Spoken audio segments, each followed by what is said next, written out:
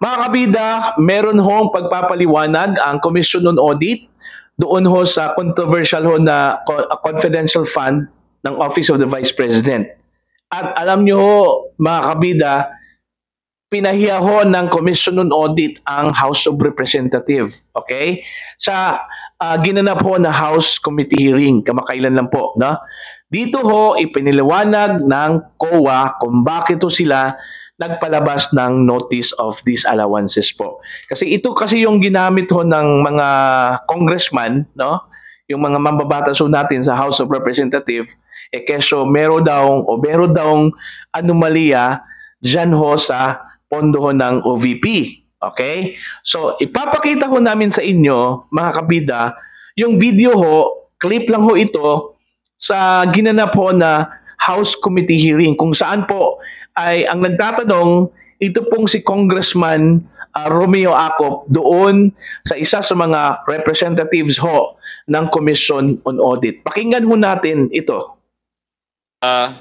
The COA issued a notice of disallowance dated 8 August 2024, this allowing the amount of 73,287,000 from the 125 million confidential funds disbursed by the Office of the Vice President in 2022. Tama rin po ba? Tama po, Mr. Chair. Now, may I know kung ano po yung mga dahilan po ninyo bakit nag-issue po kayo ng notice of disallowance doon po sa expenditure on confidential funds by the Office of the Vice President? Pwede po bang malaman yung rason po ninyo? Attorney Gamora. Mr. Chair, our reasons were indicated po at the ND. I'd like to make a rundown po.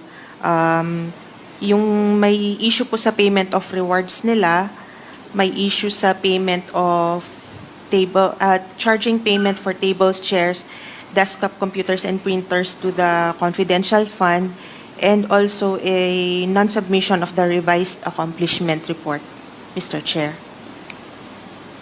Yun po yung official reason why you COA issued a notice of disallowance. Tama rin po. Tama po, Mr. Chair. Now, may I ask, meron po siguro kayong breakdown ng expenditure of the confidential funds. Meron po ba kayo? Mr. Chair, meron po sa accomplishment report. Yes, and yung breakdown po ng expenditure ng 125 million, nasa inyo po sigurado yun. Tama rin po. Tama po, Mr. Chair. Now, may I know kung saan po nagastos ng Office of the Vice President yung 125 million? Was it spent in accordance with the rules, regulations, and protocol on the expenditure or on the use of confidential funds? Nasunod po ba yun? Yes, Mr. Chair. As indicated sa accomplishment report po, na-liquidate naman po nila based on confidential expenses as required by the joint circular po, Mr. Chair. If I may, alam naman po ninyo yung section 4.8 of Joint Circular number 2015-01 yes, Mr. on the Chair. use of confidential funds.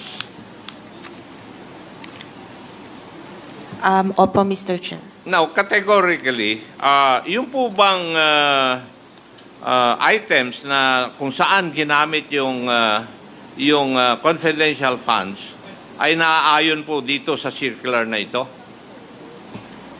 Opo, Mr. Chair. Kung naaayon sa circular na ito, bakit kayo nag-issue ng notice of disallowance?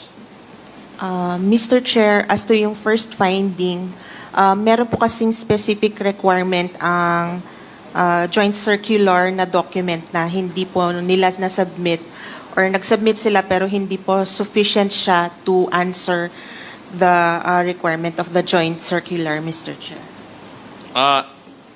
Na-mention kanina ni Chairman, the Honorable Joel Chua, na in the accomplishment report of the President, if I remember it right, meron pong ginamit na, yung surveillance in 132 places. Tama po ba, Mr. Chair?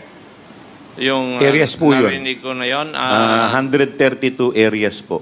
Yes. Yung 125 million, parang ginamit po yan in 132 areas. Yes, and accordingly, it was 100% compliance. Hindi po ba sa tingin ng COA, medyo kwan ito? Medyo imposible? Mr. Chair, parang based on other parang okay lang naman po siya. Kami po ay gumagamit din po ng intelligence fund. Ay nanggaling po ako sa service At alam ko na mahirap gawin ito. I will conduct surveillance in 132 areas in 11 days. Tapos kayo ngayon sa COA, sinasabi ninyo na posible pala ito. Samantalang kami on the ground na gumagawa nito noong ako'y nasa serbisyo, nahirapan po kami. So, what is your basis na pwedeng sabihin na posible ito, Madam COA?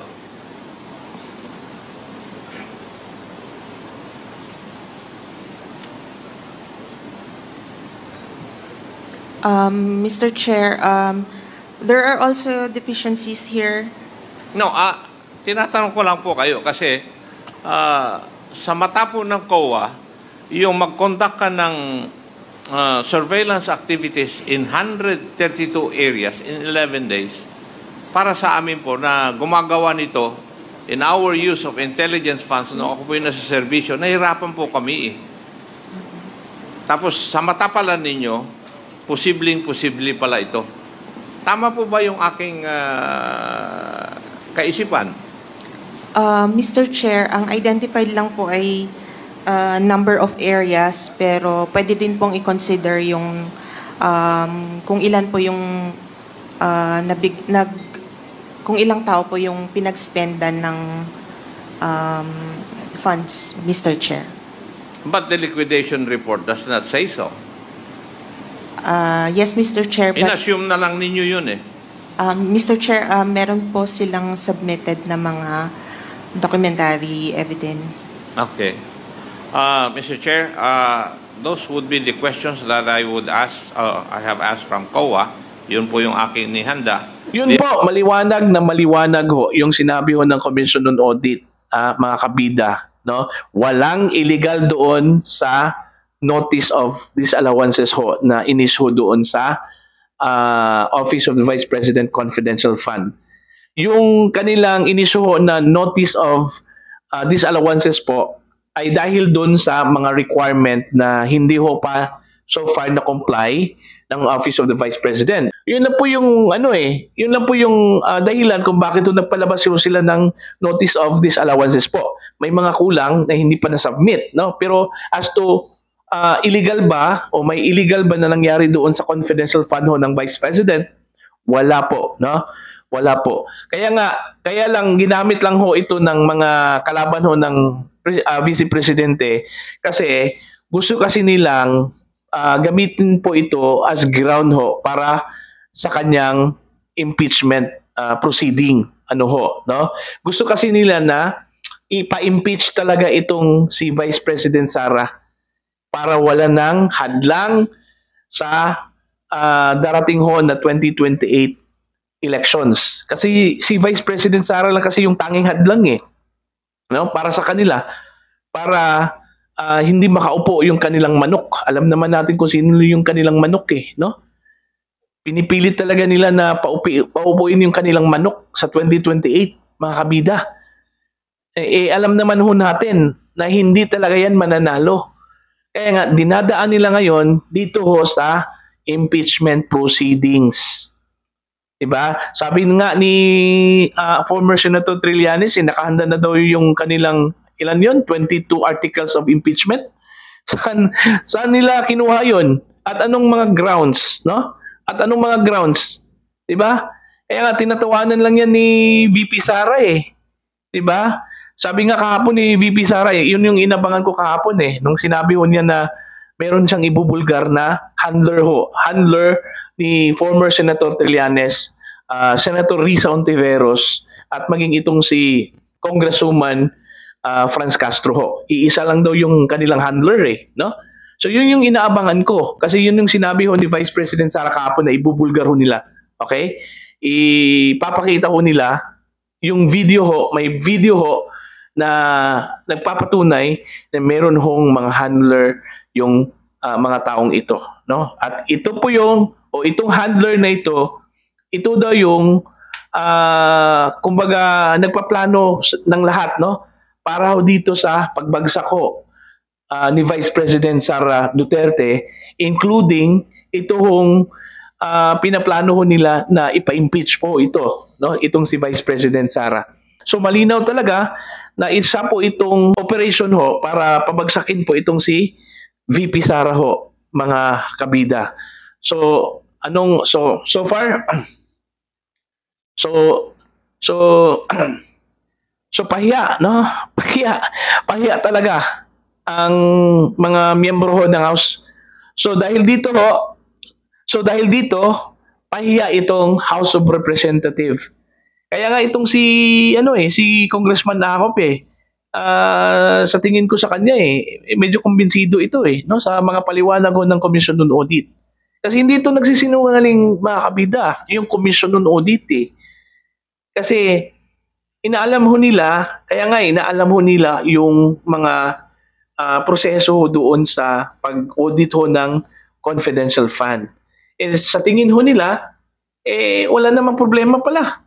Di ba? Dumaan pala doon sa saktong proseso Dumaan doon sa guidelines. Okay? So wala palang problema nagpapalaki lang talaga itong mga congressman diyan sa loob ng House of Representatives. Yun nagpapalaki sa issue, guys. Okay?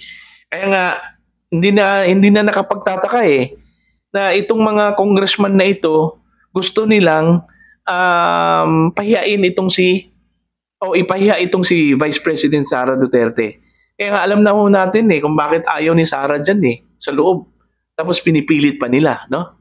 Pinipilit pa nilang papuntahin doon, pinipilit nilang sagutin yung mga tanong. Alam naman natin at alam naman ng buong sambayanan kung ano yung pakay ng mga kongresista na yan 'Di ba? Nag-antay lang yun sila kung anong makita nilang butas doon sa mga sasagutin o isasagot ho ni Vice President Sara. Pati yung mga tauhan ho ng OVP, iniimbita. Para kung magkabuhol-buhol man yung mga sagot, at least magkakaroon sila ng conclusion na ayun, no? Magkakaiba yung mga sagot. May problema talaga, no? Kaya nga, wais yan si Vice President Sara. Hindi niya pina-attend yun Nung umattend siya doon sa House of Representatives, siya lang mag-isa. Kasi at least, hindi magkabuhol-buhol ang kanilang mga pagpapaliwanag. Yung mga tao dyan sa loob, ito lang yung kulay ng mga mambabatas dyan Maliban lang talaga doon sa mga iilan, no? Arcoleta, sino pa yung iba? Congressman Acop, no? Meron pang mga matitino pa dyan no? Na natira dyan sa loob. Okay? So, yun na po. So, nag-react lang ho ako dito ho sa findings ho ng Commission on Audit, no? At least napaliwanag ng husto po ito, no? Para ho na mapakinggan at malaman ho ng taong bayan na wala palang problema yung confidential fund ho ng Office of the Vice President. Maraming salamat po sa inyong lahat. God bless po.